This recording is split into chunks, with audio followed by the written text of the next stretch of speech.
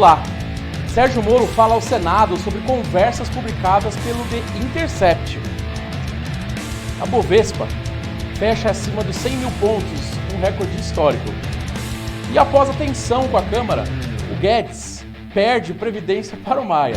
Estas, outras notícias e os meus comentários você acompanha agora no Fato Brasil.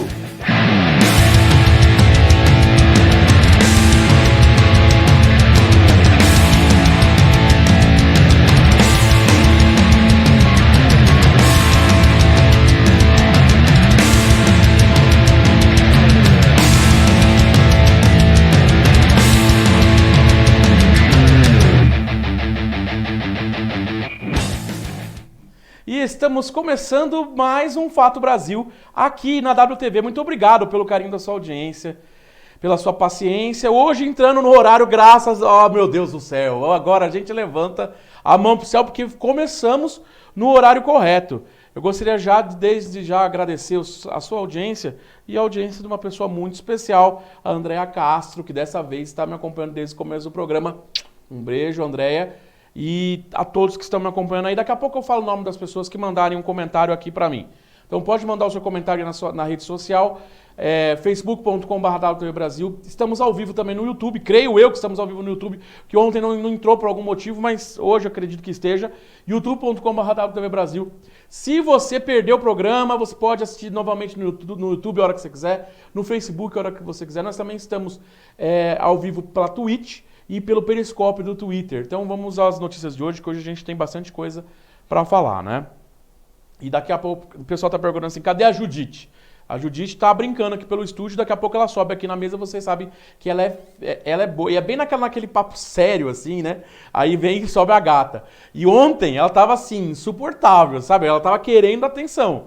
Aí bem na hora que eu fui falar das coisas sérias aqui do Intercept e tudo mais, ela ficou ainda com a bunda virada aqui pra vocês, mostrando todas as partes. Eu falei assim, ô Judite, não é assim que funciona. Aqui no estúdio também hoje, acompanhando a nossa programação, eu recebo a visita da Nani Rocha, que é apresentadora aqui da TV, você já conhece vários programas, já apresentou 8mm, já apresentou No Comments, já apresentou etc. Já vai voltar para 8mm, assim a gente espera, né, Nani? E é isso aí, a gente está continuando aqui os nossos trabalhos. Então vamos para as notícias de hoje, começando com essa aqui, gente. Essa aqui é uma coisa que eu gostaria muito de chamar a atenção de todos aqui. Estudantes protestam na Sérvia contra o vazamento de teste de matemática. Exatamente, ó, eu vou mostrar a imagem aí para vocês. Ó. Olha essa fotinha que está aí no ar. Então, ó, estudantes da Sérvia foram às ruas de Belgrado nessa quarta-feira para protestar contra o vazamento de uma prova nacional de matemática e o adiamento do exame, informou a agência de notícias Reuters. O teste é voltado... Deixa eu voltar aqui para mim. O teste é voltado, né, a estudantes que estão terminando o ensino médio, ensino fundamental e tal. E... Peraí que eu tive que tá muito pequeno aqui no roteiro, gente. Quem fez o roteiro? Eu mesmo, né?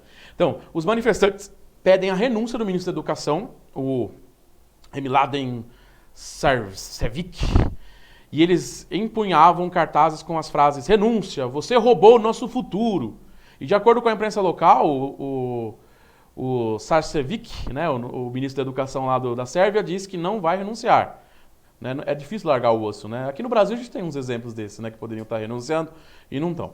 Né? Não estou frustrado porque sinto que falhei totalmente na prova. Estou frustrado porque passei 2 anos estudando matemática para depois perceber que alguns alunos podem obter a mesma certificação que eu apenas pagando para comprar a prova, disse um estudante ao jornal The Guardian. Sabe o que é engraçado? Eu não vi na imprensa... eu vou colocar a foto de novo. Vamos botar a foto de novo aqui. Aí, ó. Olha a foto aí. Ó. Eles estão com um sinalizador na rua, né? Num sério protesto de estudantes. Só que... Isso, Andréia. Isso mesmo. A Andréia falou uma coisa aqui que eu achei interessante. Andréa Castro. Ela falou assim, igualzinho aqui no Brasil. Exatamente, Andréia. Só que no Brasil, a imprensa, os conservadores...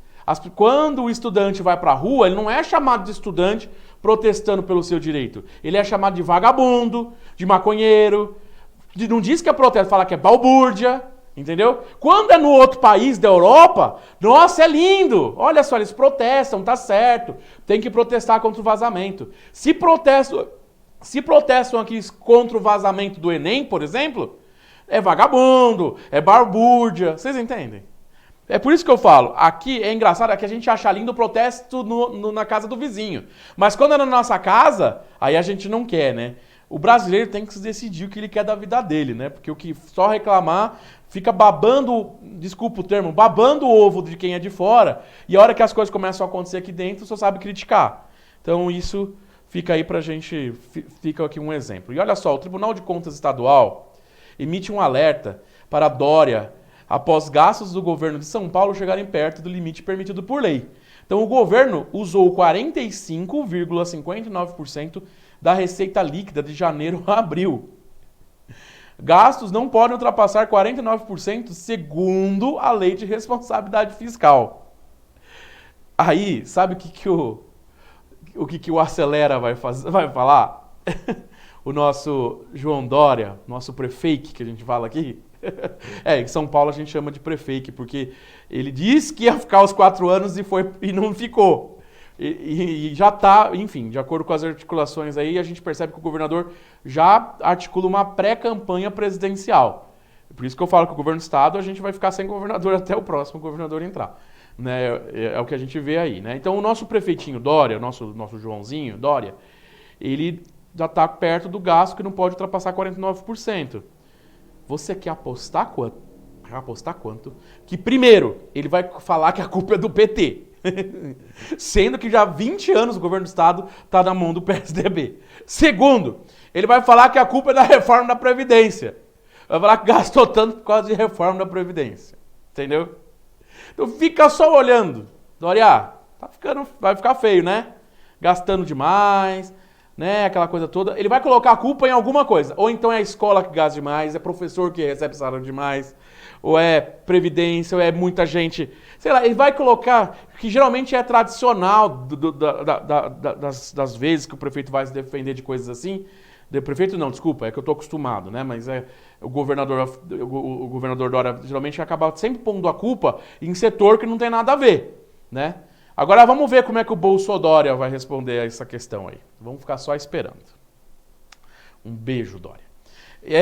E já que nós estamos falando de prefeitos, governadores e autoridades do nosso país, um relatório da comissão isenta o prefeito Marcelo Crivella de culpa em processo de impeachment lá no Rio de Janeiro. Né? O relator da comissão do processo de impeachment contra o prefeito Marcelo Crivella, o vereador Luiz Carlos Ramos Filho, do Podemos, pediu na última terça-feira o arquivamento do processo que tramita na Câmara dos Vereadores desde abril. A gente, inclusive, noticiou isso aqui no Fato Brasil. A próxima etapa do processo é a realização de uma votação na próxima terça, dia 25, em plenário. E na sessão dessa quarta, poucos vereadores estavam presentes, afinal eles tinham coisas mais importantes para fazer do que votar um impeachment, né? Afinal, o que eles podem fazer, né? O vereador tem que ficar, vai comparecer. Gente, véspera de feriado, Corpus Christi, vai ter uma emenda de feriado, quinta, sexta, sábado, domingo. O vereador tinha coisa mais importante de fazer do que trabalhar, né? É igualzinho no serviço. Você também não faltou no seu serviço hoje? Porque vai ter uma emenda, né? Vamos continuar acompanhando aí essa situação, né? E porque são coisas que não colocam. O fato é que depois desse processo, tudo indica que esse impeachment não vai acontecer, né? É o que tudo indica. Pode ser que isso vire na votação da plenária. Mas se os vereadores, inclusive, da oposição que estão querendo tirar o Marcelo Crivella, estivessem tão preocupados, com certeza teriam estado mais presentes hoje na Câmara para fazer a sessão e talvez ter feito a votação hoje mesmo. Vamos lá. E aconteceu uma coisa boa hoje, né? A Bovespa, ela fechou acima dos 100 mil pontos, um recorde histórico. Então aí o Ibovespa, né, que é o índice B3, né, subiu 0,9% aos 100.303 pontos no ano. O índice acumula alta de 14%. Isso é bom para os investidores e para o mercado brasileiro. É o maior patamar de fechamento já registrado. Antes, o recorde era de 99.993 pontos, que foi batido no último dia 18 de março. Apesar da Ibovespa estar fechando em alta, a gente ainda tem um dólar alto, a nossa economia ainda patina e a gente ainda tem um índice de confiança duvidável, porque afinal o nosso governo, ele cada dia, né, ele não inspira essa confiança toda que está acontecendo. E eu gostaria de mandar aqui um recado. Ontem eu estava conversando com alguns amigos no terminal Pirituba Eu estava explicando a questão da conjuntura e da conjuntura, da questão econômica, o que levou o nosso país a ter crise, porque eu não fico respondendo que a culpa é do PT para tudo na minha vida. Tipo assim, bati a quina do dedinho na parede. A culpa é do PT. Tem gente que é assim. E ontem me chamaram de petista no Terminal Pirituba. Eu queria que essas pessoas que me chamaram de petista no Terminal Pirituba ontem, eu não sou petista, você sabe muito bem, porque eu não tenho rabo preso com ninguém, pudesse ver o meu vídeo de segunda-feira, onde eu mando todos vocês para aquele lugar, tá bom? Só isso. E vamos continuar assim. Obrigado pelo carinho da sua audiência, para quem me respeita. Para quem não respeita, tem 300 milhões de canais aí. Pode ver canal, sei lá, uns canais de fake news aí, que o pessoal que fala muito sobre PTs, que tudo é culpa do PT, gosta muito de fake news, né? E é o que a gente vai falar daqui a pouquinho, né? Inclusive, eu vou pedir para a Nani... Não, depois eu falo com a Nani, vai. Vamos lá. Vamos avançar para a gente poder também não estourar o tempo hoje, né? E, gente, o Banco Central também hoje mantém os juros básicos no menor nível da história, ou seja, a taxa Selic ficou em 6,5% ao ano pela 10ª vez seguida.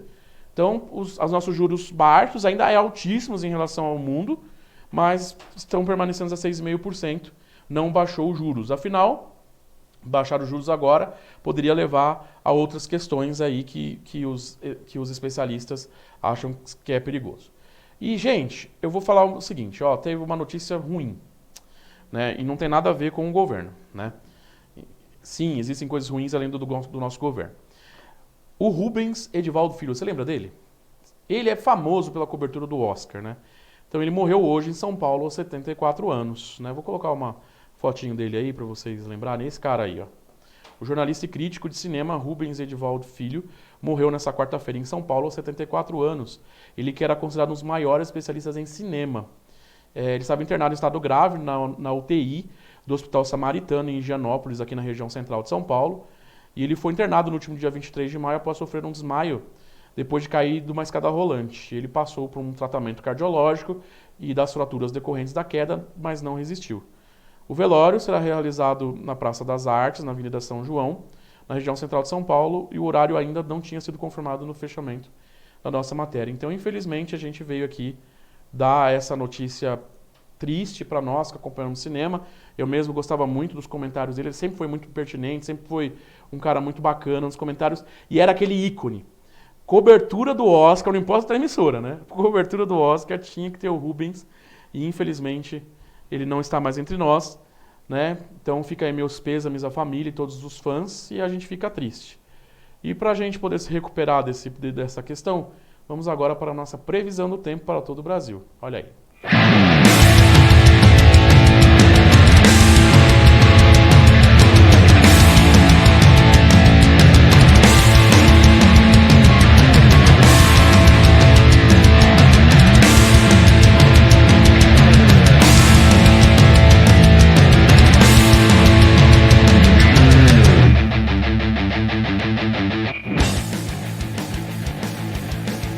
Feriado de Corpus Christi já é na próxima quinta-feira, dia 20 de junho. Vamos ver como fica o tempo no Brasil. Uma grande massa de ar seco vai predominar na maior parte do país, por isso quase todos os estados ainda vão continuar sem chuva. Não chove em toda a região centro-oeste, no interior nordestino, no sul da Amazônia, também em boa parte do sudeste da região sul. Mas algumas mudanças já são previstas para este feriado. A frente fria que avançou pela região sul vai avançar por São Paulo e também pelo Rio de Janeiro na quinta-feira. Por isso, essas áreas já vão ficar mais instáveis. O litoral de São Paulo e a região metropolitana vão ter um dia de bastante nebulosidade, chuva que vai e volta ao longo do dia. Essa chuva não vai ser volumosa, também não vem em forma de temporal, mas pode acontecer em vários momentos ao longo do dia. No Rio de Janeiro, o dia ainda vai ser marcado por bastante sol, mas a partir da tarde, a chuva pode vir com moderada intensidade e acompanhada de raios.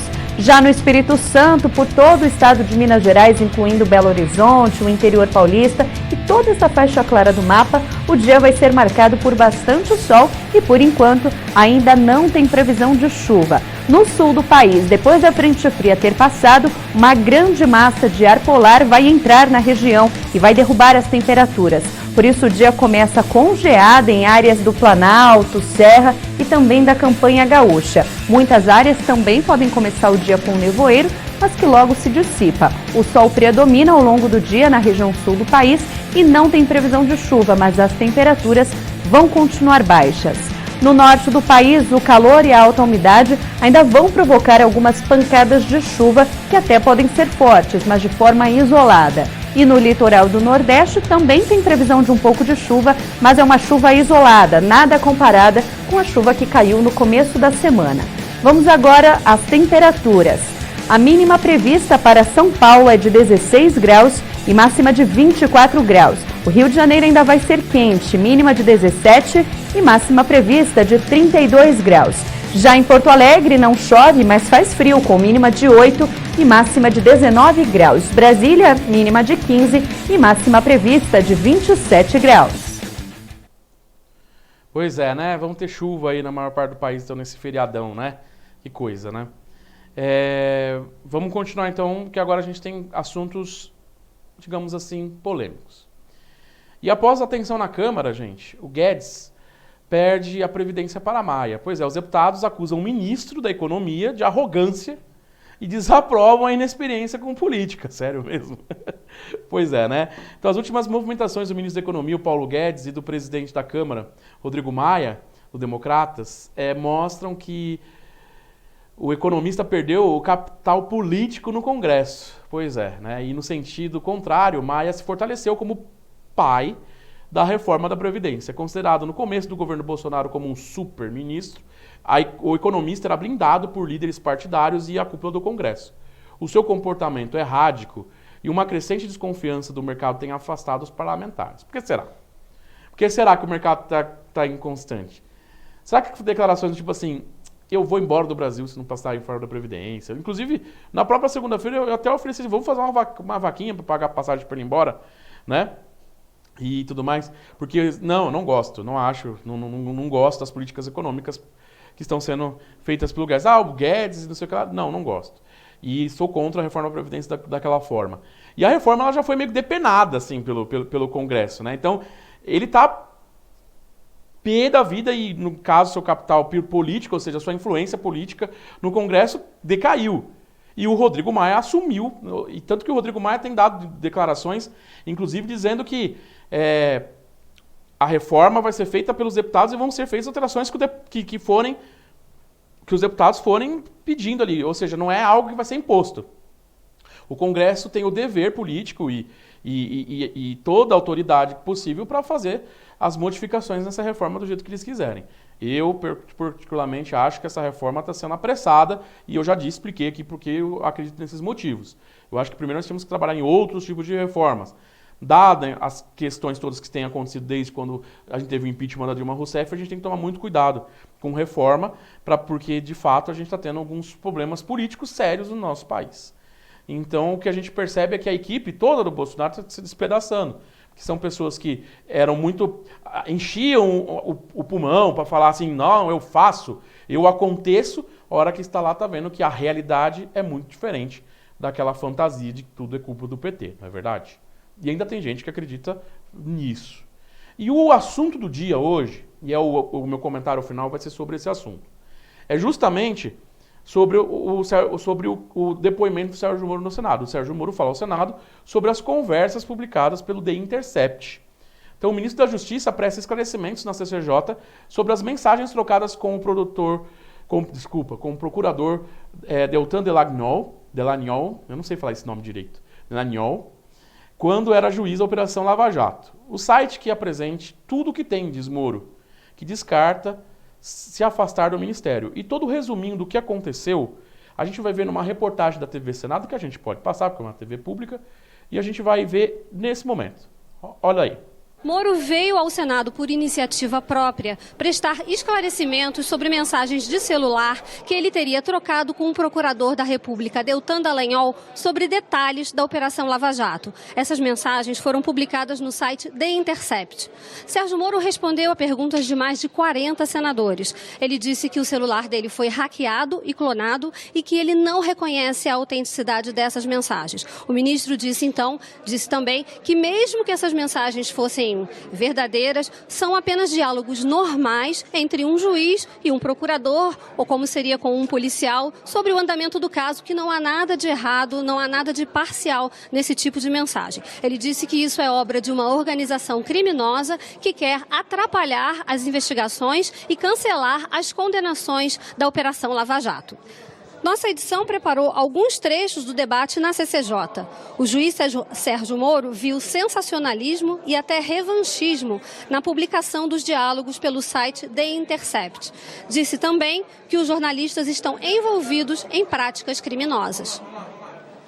Me espantou um certo, não só a divulgação, o sensacionalismo, mas um certo revanchismo que surgiu por gente que eventualmente até envolvida em atividades criminais a partir da revelação desses fatos. Não tem nenhum problema na divulgação desse material, eu já falei, desde que ele evidentemente não seja adulterado ou veiculado com falso sensacionalismo, como tem sido feito.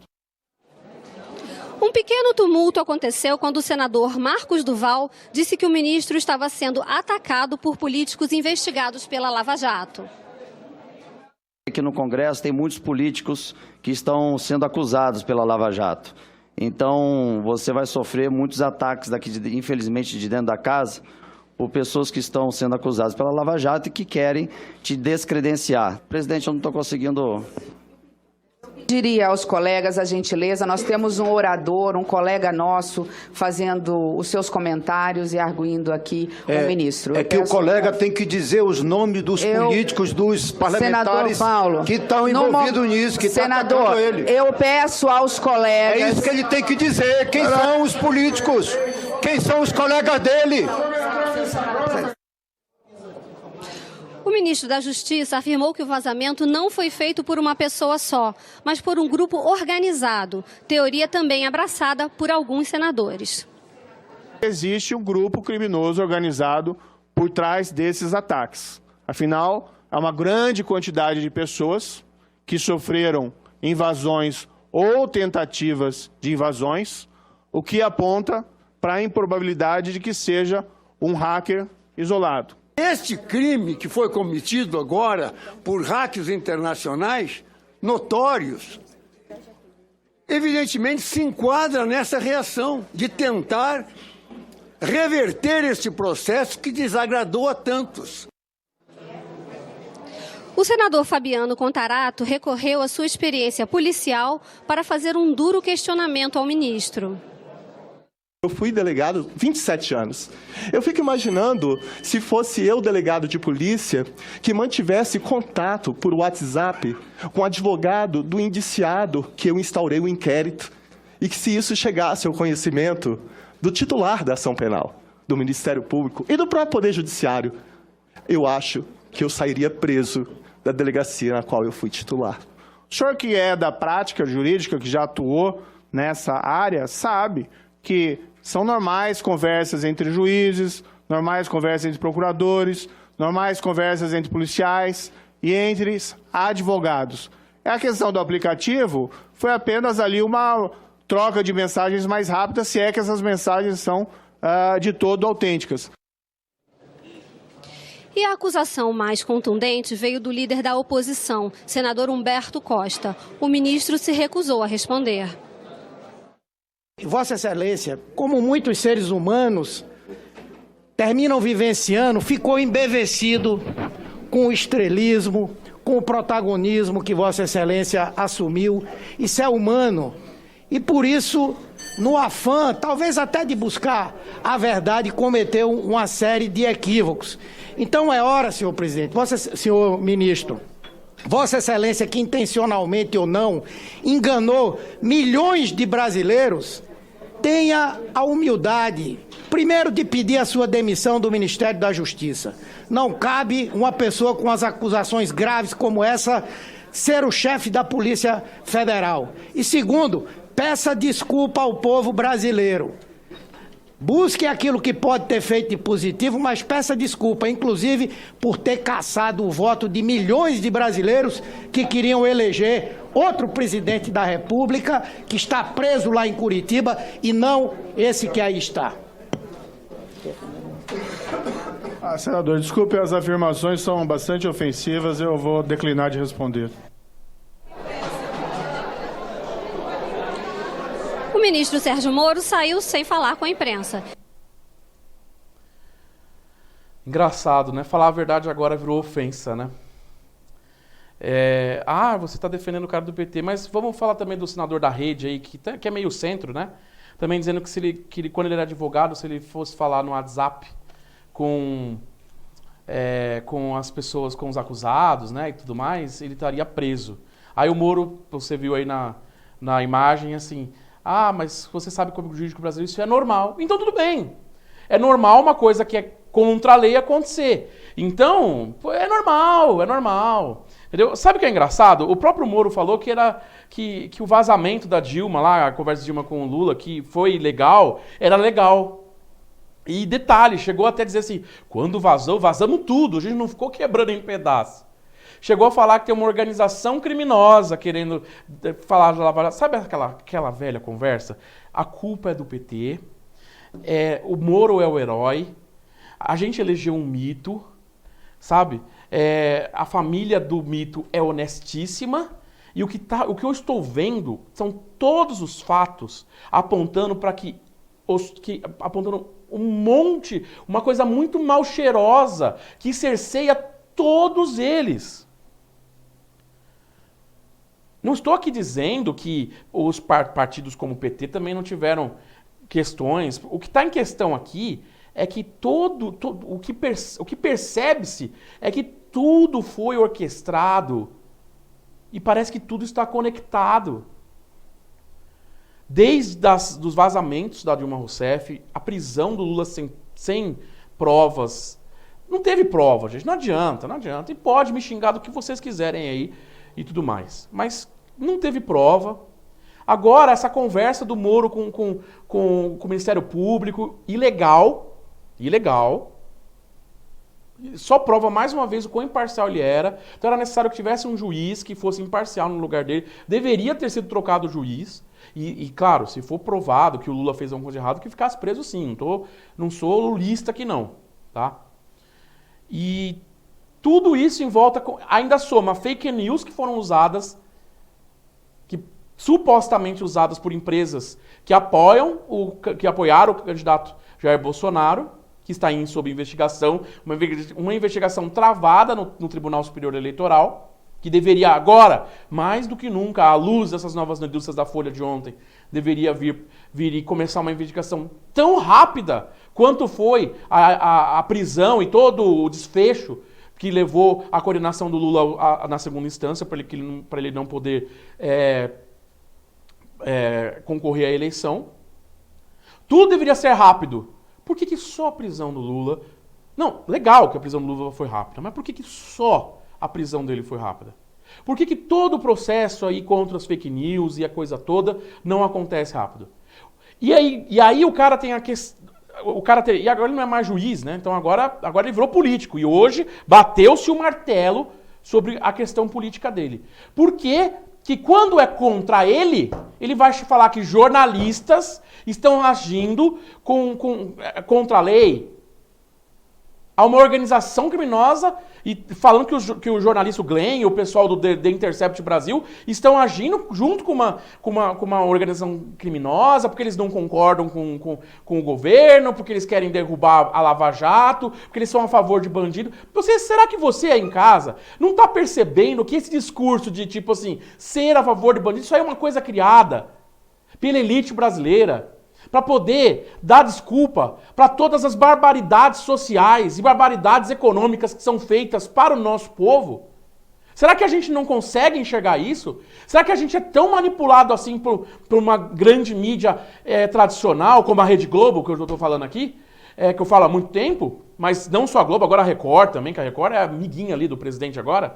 Será que a gente não percebe que nós estamos sendo manipulados por esse povo? Ai, Vitor, mas o PT manipula. Esquece o PT um pouquinho, Vamos tratar o PT numa outra questão. O ponto é que isso é muito sério, como eu disse ontem. E será que a gente não consegue enxergar e a gente sempre vai usar as mesmas desculpas? Aí quando alguém não concorda com isso, a gente chama a pessoa de petista. Será que eu sou comunista só porque eu quero que a justiça seja feita? Será que eu sou petista só porque eu quero que a justiça seja transparente e seja igual para todos? Será que isso é ser petista? Se isso é ser petista, eu sou. Se ser honesto é ser petista, eu sou. Porque o que eu tô vendo, o que eu tô vendo essa direita, né? Não que eu seja de esquerda, a questão não é direita e esquerda, mas o que eu tô vendo esse tradicional, essa elite que se diz de direita, porque me desculpa, a pessoa pode, eu respeito muito uma pessoa que se diz de direita, que é tradicional, sabe, que é uma pessoa que ela tem, mas que ela é inteligente, sabe? Uma pessoa que ela, a gente pode sim ter um pensamento mais tradicional, sabe? Um pensamento mais clássico, estar um pouco mais apegado a práticas menos, digamos assim, menos esparafatosas, sei lá, sabe? Tem como você ser, sim, você é uma pessoa que é mais acometida das coisas, sem você ser ignorante dessa maneira como está sendo. Será que a gente vai deixar mais uma vez, a elite brasileira jogar toda a nossa economia, jogar todos os nossos direitos, jogar toda a nossa justiça no lixo para a manutenção de lucro? Apenas por isso? Porque é o que está aparecendo. Empresas pagando fake news. Por quê? Porque essas empresas elas querem as coisas públicas. Elas querem as empresas públicas que dão dinheiro, que dão retorno, eles querem vender as nossas riquezas brasileiras e tudo isso tirando os nossos direitos trabalhistas, tirando os nossos direitos previdenciários.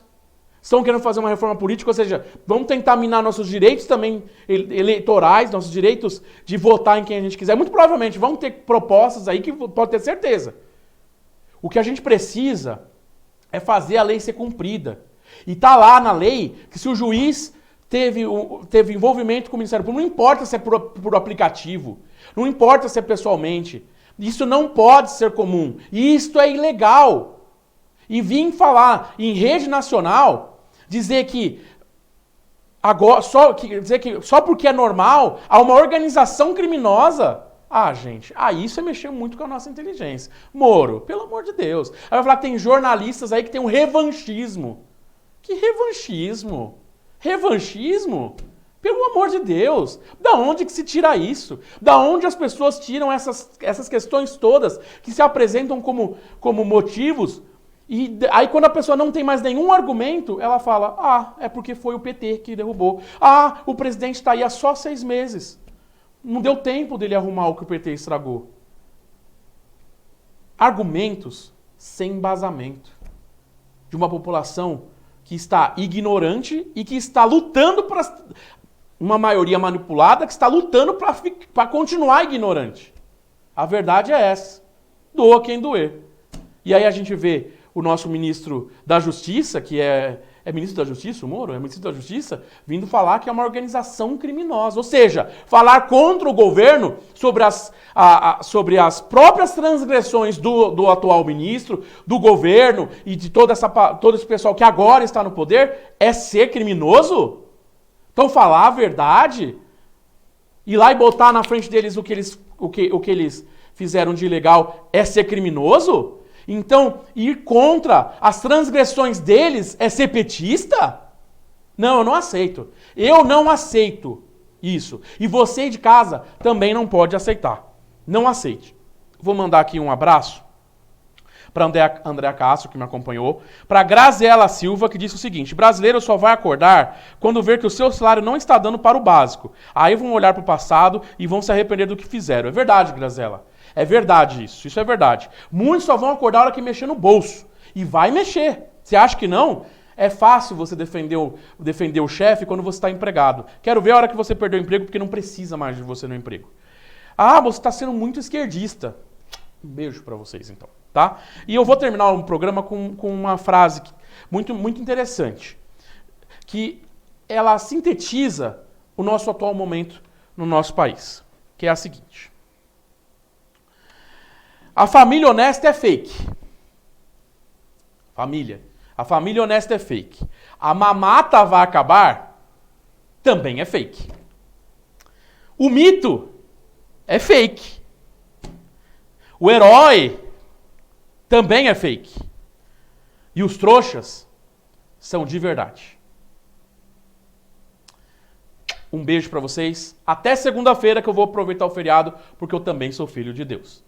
Tchau, pessoal. Muito obrigado pela audiência e até segunda. E a qualquer momento aí no nosso Instagram, nas nossas redes sociais, você acompanha sempre as notícias conforme elas vão acontecendo. Obrigado pela audiência. Curta, compartilhe com a família, manda o programa e vamos trazer a WTV Brasil, os nossos conteúdos para mais pessoas assistirem. Obrigado e tchau.